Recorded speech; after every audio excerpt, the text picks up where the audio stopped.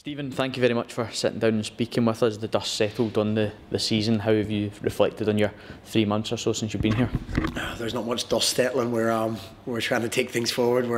We're busy while the players are on holiday, which they've a well-deserved rest. We're trying to take the football club forward in terms of the training ground, signing players, new staff. So it's been a busy couple of days in the downtime, but that's a necessity that we have to do to drive the football club forward.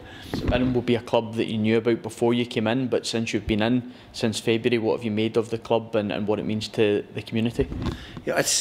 I'll be honest, I lived seven years down the road in Hamilton, and I didn't know enough about it, and I don't think we sell our story. We have to sell the football club. There's a real good story here. The people of Paisley, we're owned by the Smizer, and it's a group of fans that own the football club. There's a lot of good things going on at this football club. A fan-owned football club that can run it, can have a real say in the football club, and being part of the decision making of this football club. So that's unique.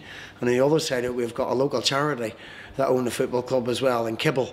And I think it's absolutely fantastic that nobody's actually told this story. And I look at the Kibble side of things, and this is a charity giving kids a real chance in society again. And St Mirren Football Club are part of that. We're providing the place for the kids to come into, get that work experience. Only today I'm up at the training ground. They've got plumbers from the Kibble. We've got boys and girls painting the areas from the Kibble and doing some of the grounds work as well. So the benefit to the young people in this area is fantastic.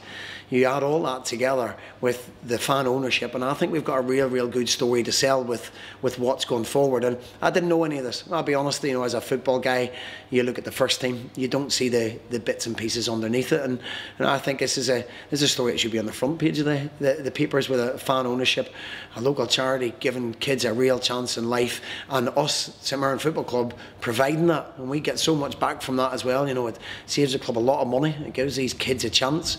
We've got Smizer, who have a big say in the academy and as well, providing funds and providing equipment for them. And you've got the 1877 club here as well that I only found out about. So there's a lot of good things at this football club that need to come together, and I think it can really drive the football club forward. Me as a manager, it's refreshing. You've got a lot of backing. You've got people that want to build the football club and take it forward, and there's a lot of good things. So I found all that out as I've gone along. I've found how much the football club means to the community of Paisley, and I quoted it. I know where I read it now. It was on the outside wall. Paisley is St Mirren, St Mirren is Paisley, and it's a real good thing to take in. Going forward, we have to embrace that. And as I've said, I think I've said in previous interviews, we need to build a team that represents that whole structure. It represents the local community having a chance at life again, having a real chance in building the football club back up again. And football-wise, it's been tough. It's been a real tough period in 3 months. We managed in the last sort of 4 weeks to turn that back around again and try and create a bit of positivity with the squad that we're putting together and the squad that was currently here. Just back to the community aspect of things, with, as you mentioned, Paisley, St Mirren and St Mirren is Paisley. How important do you see a football club in a community like this being a vehicle for the community? It's massive, with what the world's experience at the minute. We're in the middle of a war. You've got COVID that's just been around the corner. Whether it's gone or not, we're not 100% sure. The cost of living is incredible. Turn the heating on now, costing an absolute fortune. So there's people that are really struggling in life, and I go back to the fans own this football club, and they can drive this football club forward, and we have to represent that. So you realise how close knit it is, and when you're having bad times and tough times, come to the match and support the local football club. It's a relief to people. I found that previously at Motherwell as well, it was a real relief. It was a source of the community that they could come together, speak to each other.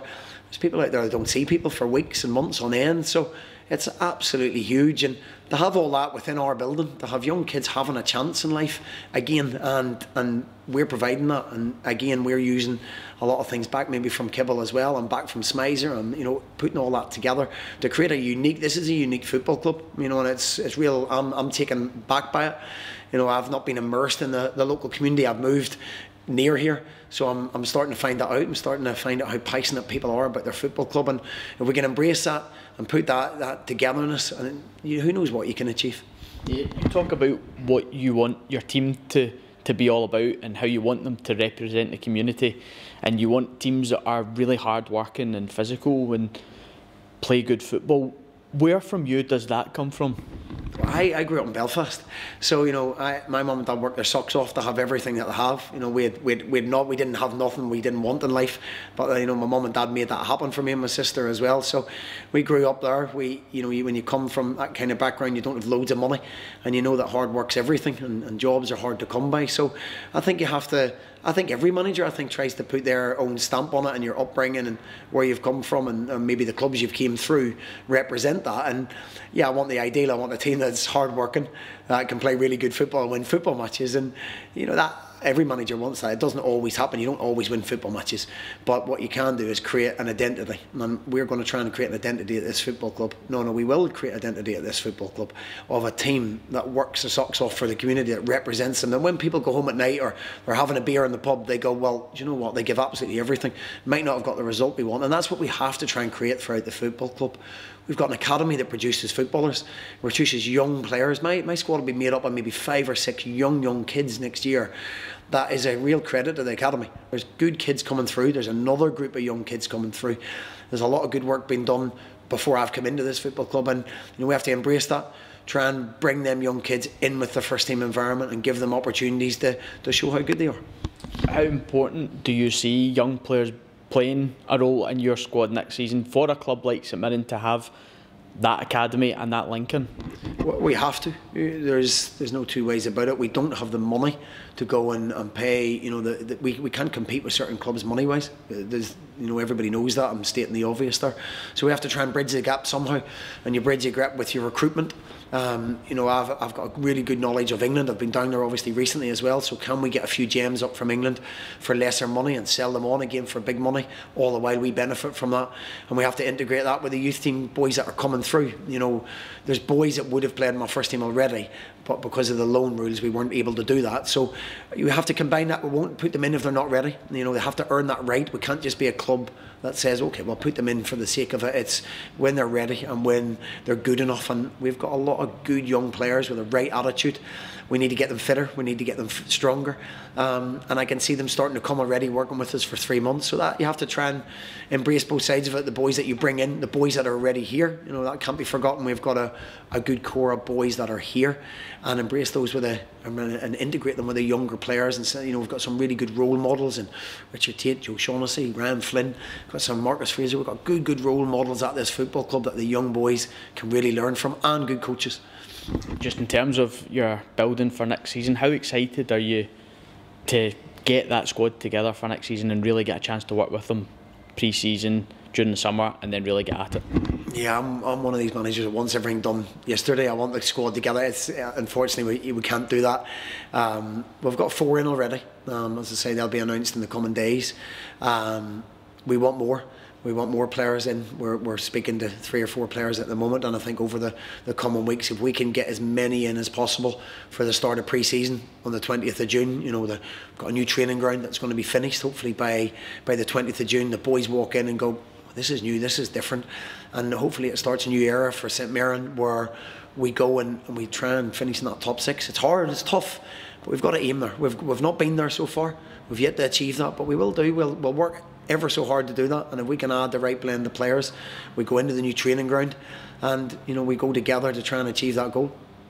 And just lastly, a wee word on there was a squad update that went out, a wee word on some of the players that are leaving the club. Yeah, obviously there's boys that leave, and some of them are my decision and some of them are the players' decision, and that happens at every football club. But we wish them boys all the very best with their careers. They'd be terrific. The boys that are leaving and going to the so-called bigger clubs for more money, we wish them all the best. That's football. Unfortunately, you lose your better players.